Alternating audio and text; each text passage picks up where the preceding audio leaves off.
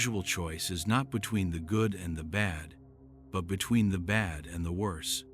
The facade we put up in our day-to-day lives often forces us to question who we truly are.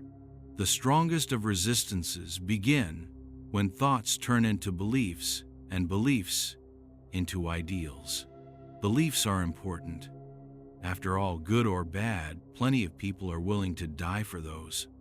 Thoughts like these swirl through Brodo's mind all day long. What people believe in, how it came to be, and whether there really is a power to the abstract thoughts and beliefs people have. His mind wanders off into the realm of the unknown, veering into thoughts of life after death, what really happens after one dies, of whether death really is the all-ending truth we are heading towards. Death. Death seems to be the central pivot to all thoughts Brodo has nowadays.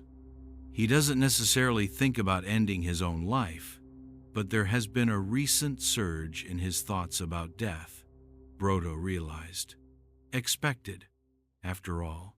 My chest, sir. It has been hurting since this evening. At first I didn't pay much attention to it, but it kept increasing, so I had to come here. Brodo's ominous thoughts about death were punctuated by the complaints of a patient. The general emergency of a district government medical college was more than an apt place to have thoughts of death about, but here thoughts were seldom paid attention to. Action was sought for. One had to, regardless of efficiency, give the impression that efforts were being made to improve the patient's condition. Run around, take their vitals, put an oxygen mask on, ask the nurse to inject the patient with drugs which may or may not have anything to do with what the patient's complaints were. And in the meanwhile, fill up a treatment sheet with names of medicines and admit the patient into the hospital if the condition of the patient or the looks on the patient party was serious enough. Everybody knew about the history of violence against doctors in Indian hospitals.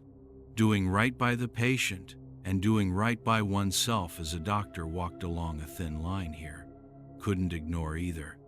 Put an oxygen mask on him, Brodo asked one of the emergency staff, and get an ECG done right now, Brodo said to the middle-aged man who was the patient and to the three stout men behind him, who he could safely assume were related to the patient.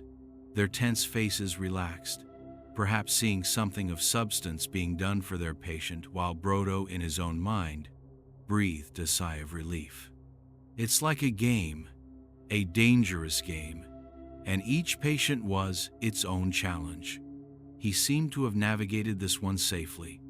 Back to sulking, I guess, Brodo thought, as he put his head down on the table, his hands wrapped around the sides, preventing any light from entering into his brooding corner. Dark spaces for dark thoughts, Brodo reasoned. Additionally, it was 30 minutes past 2 a.m. Humans seek the dark this late at night. He had a severe headache, and why wouldn't he? He had been on duty continuously for the last 18 hours, and still counting. He was currently posted in the surgery and anesthesia department, and the long hours were taking a real toll on him. Just a few hours ago, in the ward, he was almost about to start a blood transfusion for a patient when he realized at the last moment that he had the wrong blood bag. His carelessness could have been fatal for the patient. In the last few days, there have been several such instances of carelessness. Not properly disposing a syringe needle and causing one of the nursing staff a nasty needle prick, prescribing medication that was potentially harmful for a patient, handing over the wrong drug to his seniors during his anesthesia posting in the operation theater. All these were clear signs of the stress he was under, given the long and burdensome working hours he was being rammed under. There are no laborers in a medical college, but if there were, they would be titled interns, Medical interns were overworked to their bones and paid almost nothing for the same. Their real payment was the knowledge and experience you gain from all this, the seniors would say. Brodo had learned to live with this. He now autopiloted his way through the motions every day. What he did pay attention to was his thoughts on death. "Excuse me, doctor, can I speak to you?" If scraping a chalk on a chalkboard had a voice, this would be it. Brodo's drowsiness vaporizing in an instant, he looked up from his cocoon of darkness. A middle-aged man. Or was he older, completely bald? Or did he have some small hair growing on his head? He wore a half-sleeved shirt, dark blue with white stripes. Or was it light green with pink stripes? Untucked, with gray-colored trousers? Or was it? "Can I speak to you?" The man had spoken again, and had again halted Broto's mental marathon. For the better this time, Broto had been staring at the man for some time now, and the man repeating his question seemed to have broken the trance. "Yes, what problem do you have?" Brodo, feeling a little embarrassed about his action a few moments ago, asked the man. A new challenge, he thought, his mind racing through all the common chief complaints patients usually had. "Can I sit? I have a rather big problem," the man asked. Yes, of course.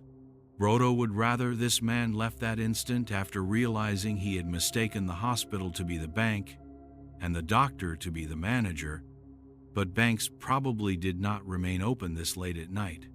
And even if a bank did, it was probably not for handing out loans. Additionally, miracles were a rare phenomenon, and Brodo, knowing his luck, concluded that this man was indeed in need of medical help instead of financial. "So, tell me, what is your problem?" Brodo asked. The man had seated himself in front of Brodo on a chair designated for patients. "Before I start, can I have some water? I am terribly thirsty. I have come a long way, you see." The man's eyes fixed on the water bottle in front of him on the table. Brodo's water bottle. Okay. Brodo would not have entertained this request had the man come during the rush hours of the hospital. It would have taken more time for the man to pick up and drink water from the bottle than the time Brodo would have allotted himself for one patient. And handing over your personal water bottle to a patient in a hospital, no matter how thirsty they may be, may rake up some brownie points, but can be detrimental to one's own precious health and hygiene. That fine line between doing good by the patient versus looking out for yourself. "Thank you," the man drank some of the water from the half-filled bottle. "Thank you very much." Now, Brodo was getting a little irritated now. "Oh, yes, my problem. Let me tell you about my problem now." A pause. Silence. Absolute silence.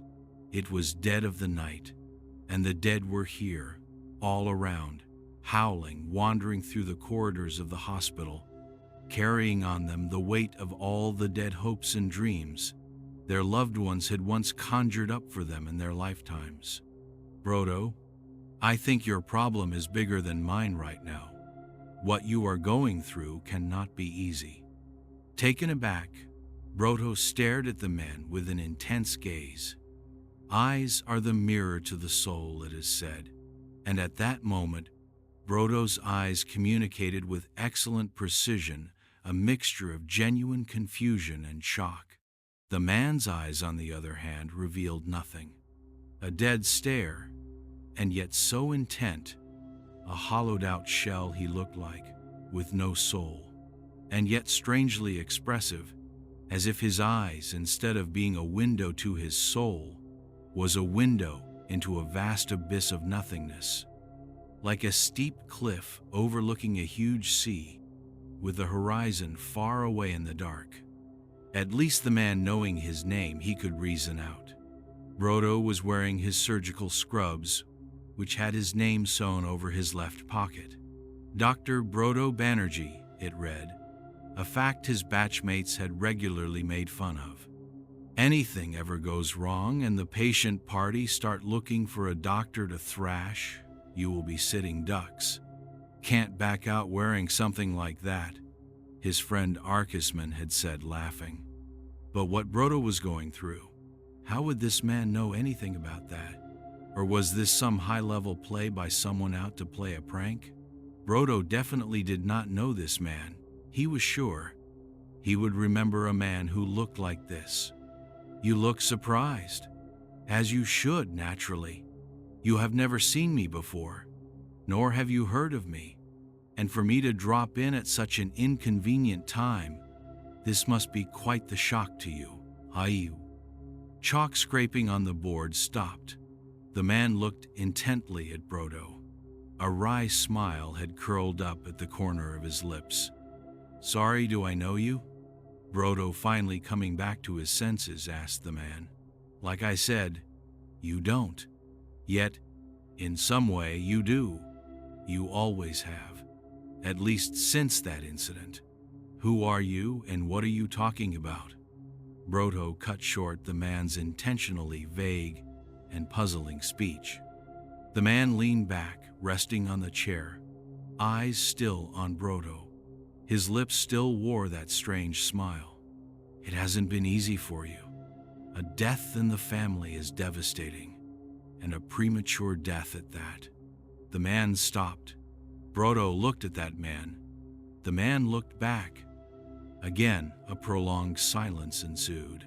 The clock ticking in the background, or was it his heart? Brodo hadn't noticed anything in the background until then, but now realized he was all alone with the man in the room. He was the only doctor on duty at the time, but usually there are nurses in the room as well. Where had they gone? How do you know about me and my family? Brodo was getting a bad feeling about this man. He didn't look like a family friend, or a well-wisher for that matter. The man stared at Brodo. How is your family? Your parents, I cannot imagine what they must be going through right now. No parent should have to see their own child's demise. What an unfortunate situation.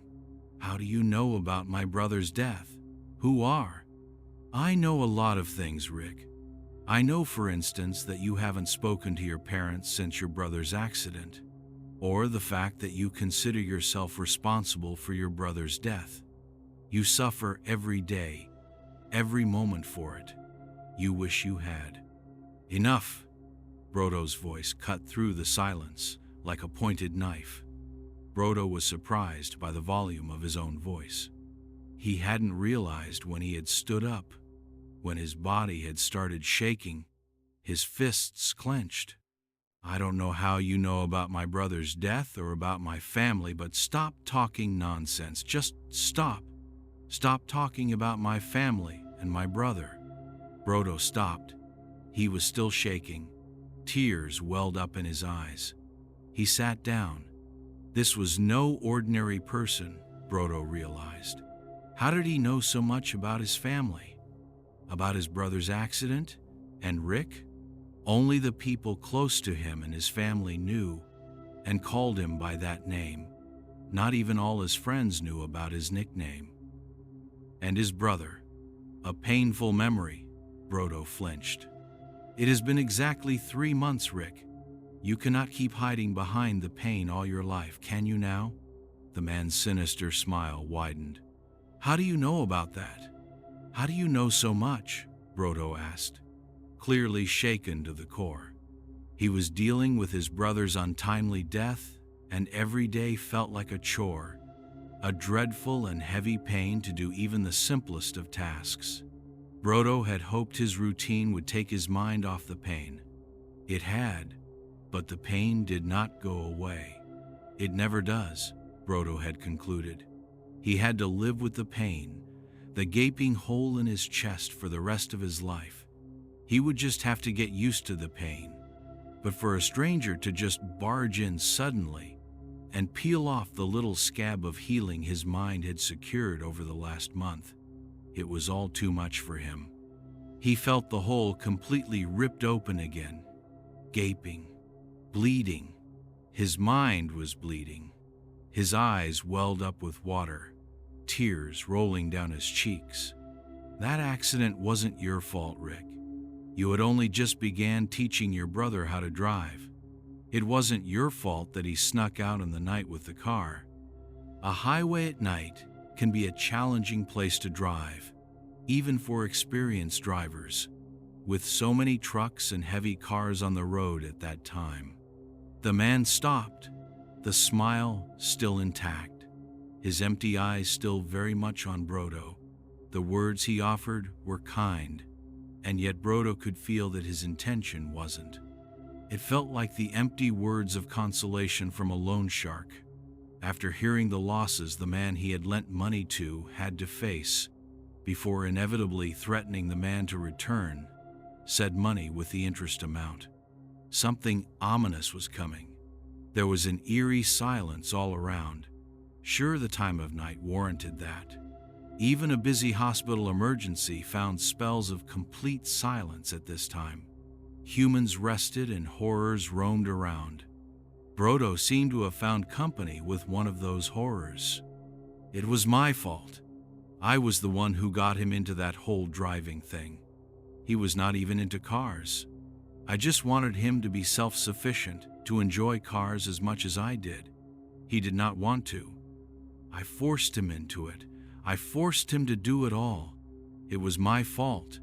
It was all my fault. It wasn't your fault, Brodo. The man paused. It was me who caused your brother's death. The silence was getting overbearing. Every breath felt like it weighed a ton. Brodo struggled to breath. His eyes widened in shock. Is this how every patient with shortness of breath felt like? It was so painful, so scary. Every breath felt like his last. He truly had no idea whether the next breath would come. What? What did you say? The man leaned in. The smile had vanished, his bald head shining in the brightly lit room. Was he really this bald? Brodo hadn't noticed. Rick, I killed your brother. Or at least I got him killed. Brodo had seen many prank videos on the internet. People making funny videos, sometimes crossing the ethical limit only to popularize their videos. Any attention is good attention is the motto they lived by, Brodo had thought when watching these videos. Was this somehow a plot for such a video? Was he in the middle of an elaborate practical joke where a personal tragedy was being exploited by someone desperate enough for attention? This was different. Brodo felt a chill run down his spine, his hands trembling, his eyes, again, excellently reflecting the fear within him. I don't know who you are, but get out of here. Get out, Brodo screamed. Security! Get this man out of here. Surely the security personnel were still here. The nurses might have gone to rest in their staff room, but surely the security staff was still there, just outside the room, drowsy perhaps. But Brodo's scream was sure to break through that. Brodo knew. Brodo hoped. No one came. Complete silence. Brodo could hear his heart thumping, and thumping it was, like a prisoner trapped in a room, beating against the wall, demanding they be released. No one is coming, Brodo. You ensured that. What are you taking about? What do you mean? The smile retuned.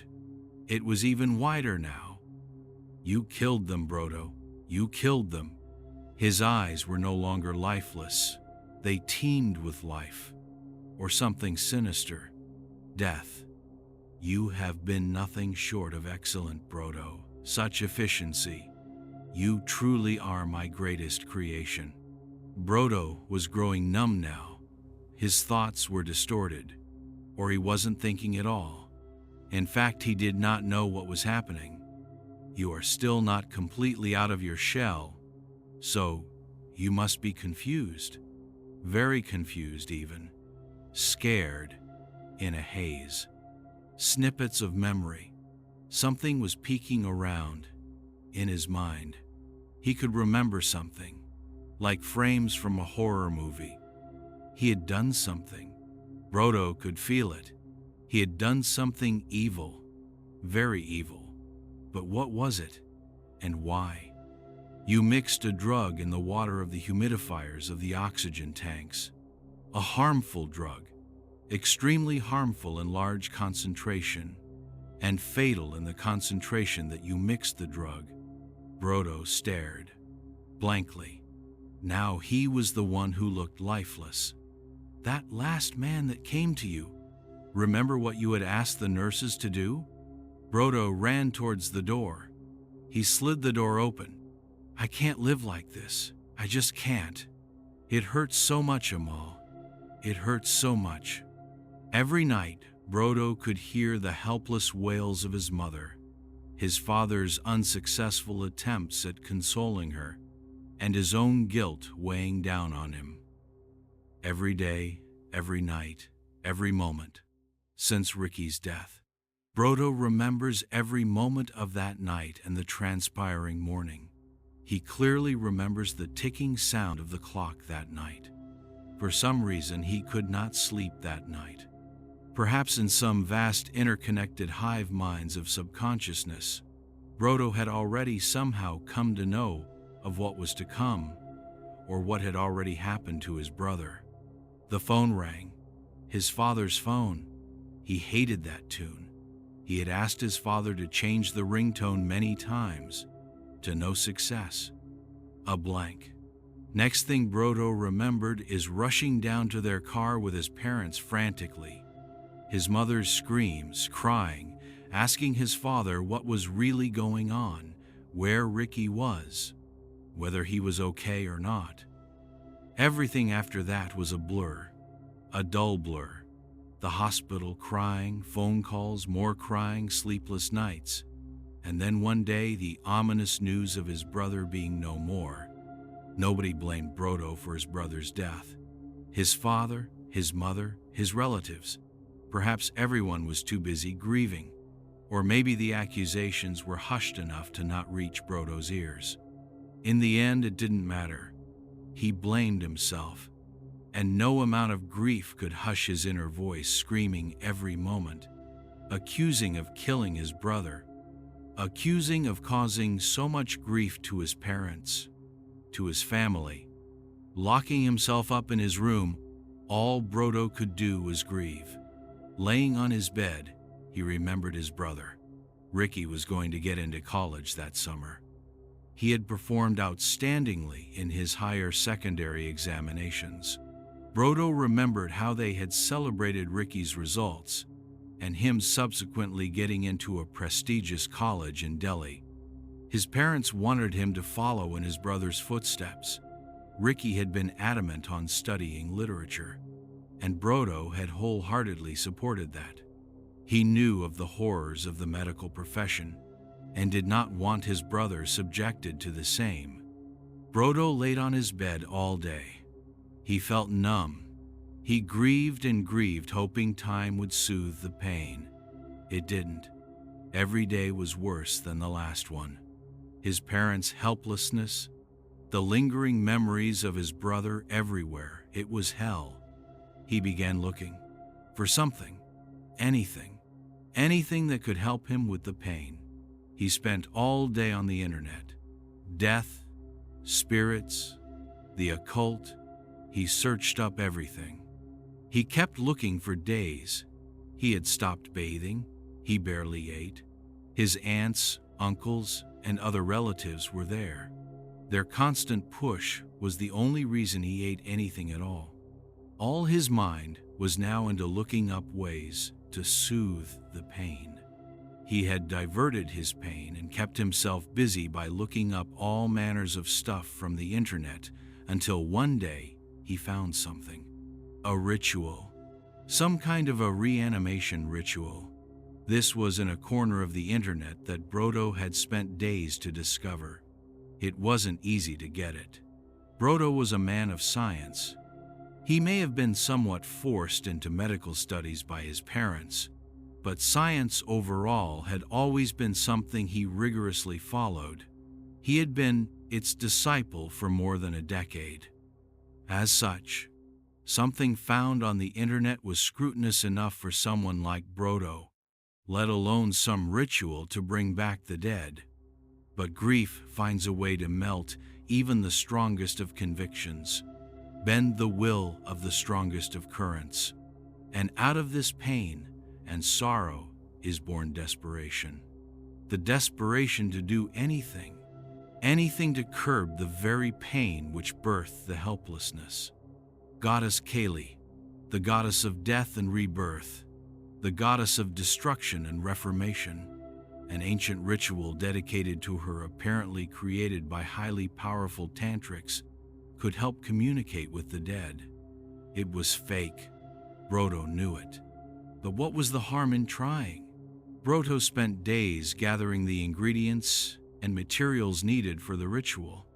At that point, he was doing it less as a means of communicating with his brother and more as a means of keeping busy to dull the grief and pain.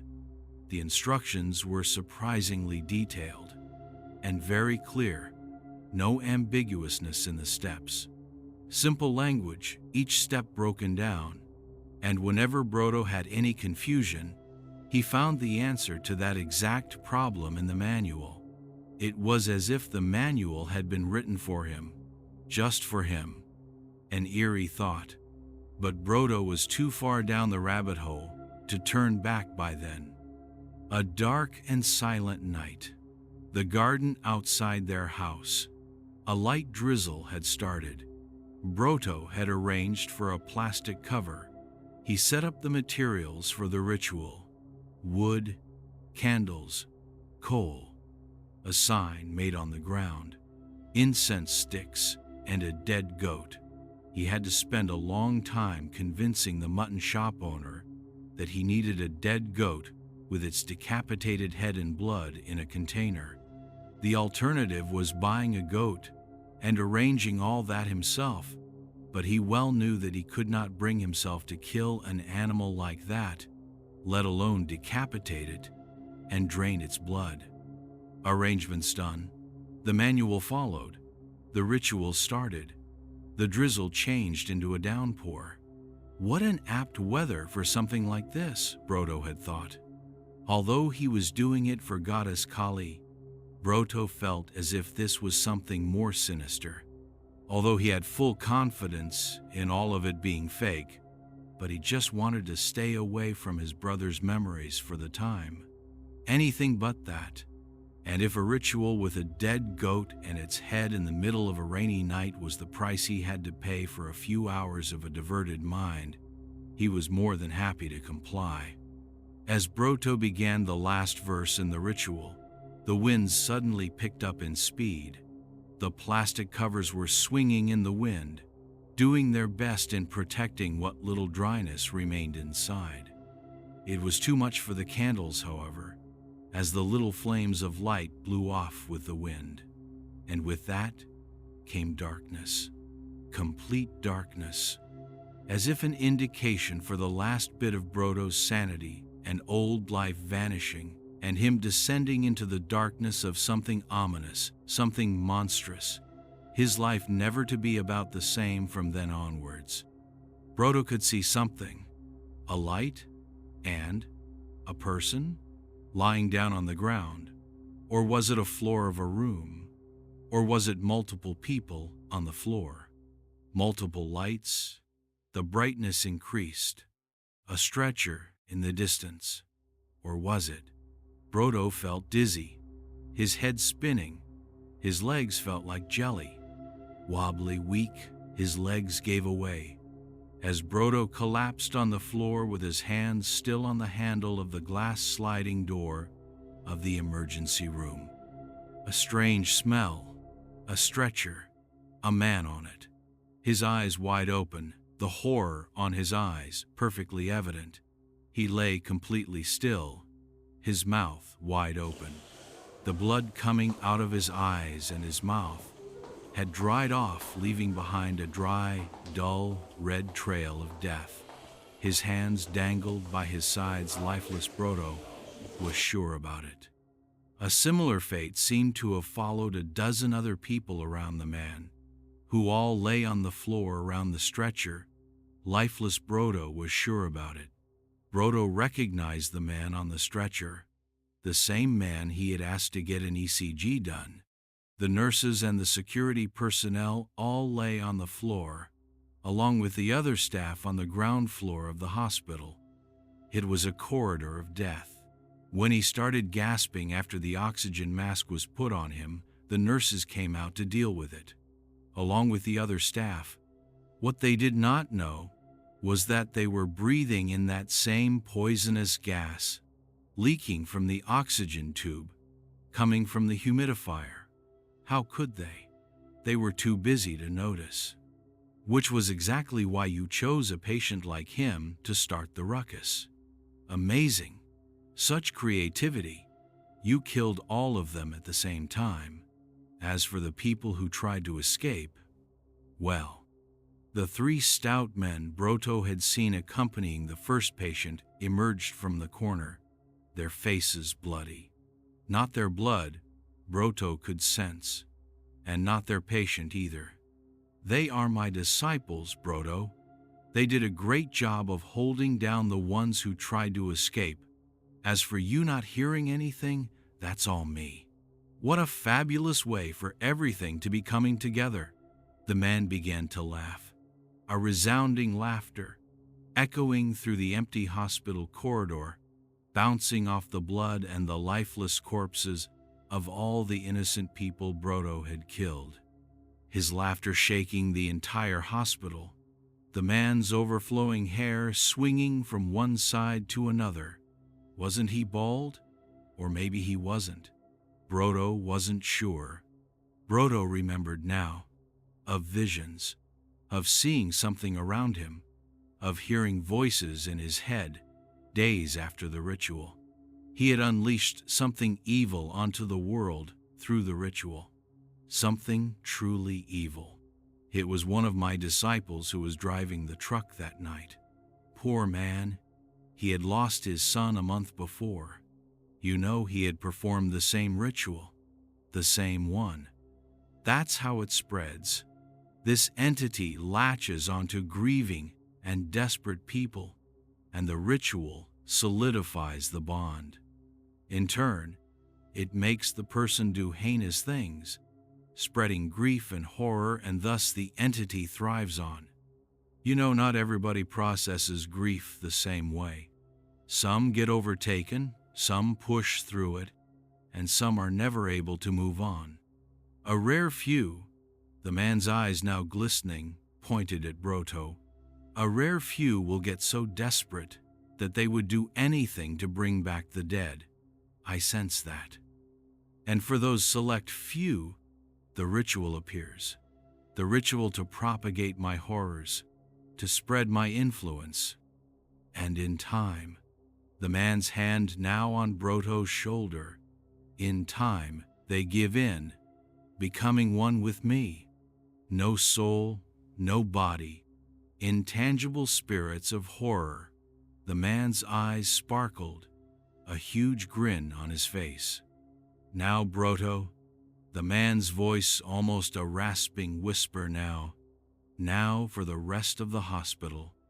Dawn was coming. Brodo could hear the small birds outside. The tea shop outside had opened. It was a clear sky, and yet it was still dark. Had it rained outside? Brodo could no longer tell. Brodo had a job to do. He headed towards the hospital wards.